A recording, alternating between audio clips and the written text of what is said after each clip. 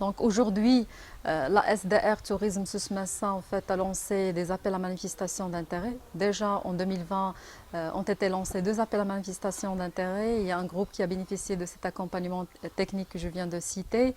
Et Inch'Allah, après la saison estivale, on compte commencer les travaux de réalisation de rénovation, des projets de rénovation pour les hôteliers, les établissements hôteliers.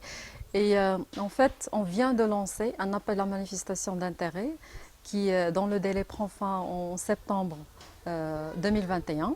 Et par cette occasion, en fait, j'invite tous les hôteliers de la ville d'Agadir à profiter de cette occasion et à déposer leur dossier de candidature. Et la SDR Tourisme Souss-Massa, elle est là, donc elle est à leur entière disposition pour les accompagner par rapport à la réalisation de leur projet de rénovation.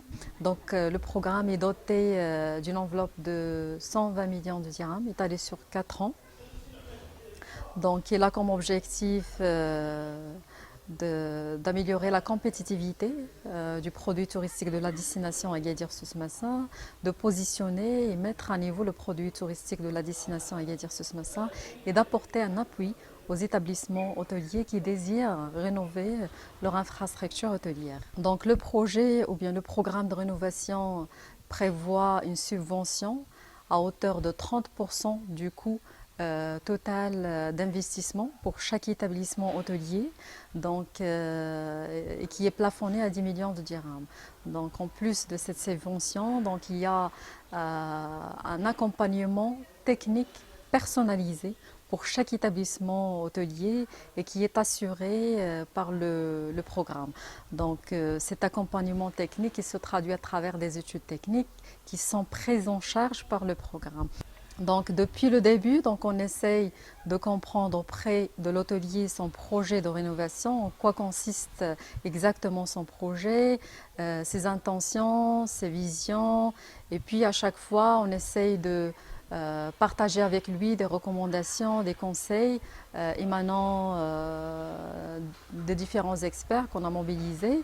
Donc, par exemple, on commence dès le départ par la définition du concept global de l'hôtel.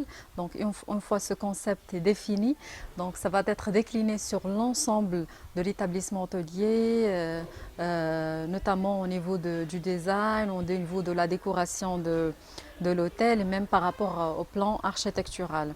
الفندق ديالنا هو واحد الفندق اللي هو فندق قديم في أكادير، ووحدة فندقية قديمة تأسست في سنة 1987.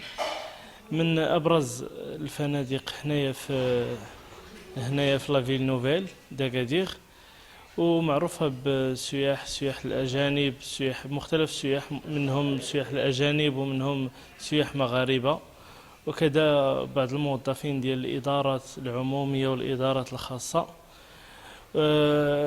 وقع عليه هذا الاختيار باش يكون من بين الفنادق اللي غيستافدوا من هذه البادرة الطيبة اللي دارتها شركة التنمية الجهوية للسياحة سوس-ماسا. ومن هنايا بغينا نديروا مجموعة ديال الإصلاحات وترميم بعض الجنبات في الفندق، منها الواجهة الأمامية ومنها الريستوران ومنها الاستقبالات، منها الكافيتيريا ومنها بعض الإيكيبمون ديال لا كويزين والبيوندري.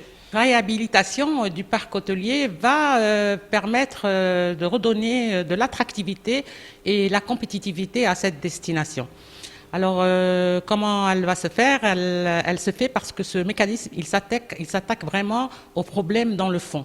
C'est-à-dire qu'il va y avoir donc la réhabilitation du parc hôtelier en diversifiant l'offre avec des concepts qui sont adaptés aux nouvelles tendances de la demande de la clientèle. Il va y avoir également une mise à niveau des structures au niveau managérial et organisationnel, et également une mise à niveau au niveau de la qualité pour arriver aux standards internationaux. Nous souhaitons tout de même que l'on s'attarde aussi sur les hôtels qui n'ont pas pu être éligibles à ce programme. Je parle des hôtels qui sont en redressement judiciaire, je parle également des hôtels qui ont des arriérés avec les impôts, qui ont des arriérés avec la CNSS et qui resteront toujours le point noir dans ce parc hôtelier si personne ne les aide.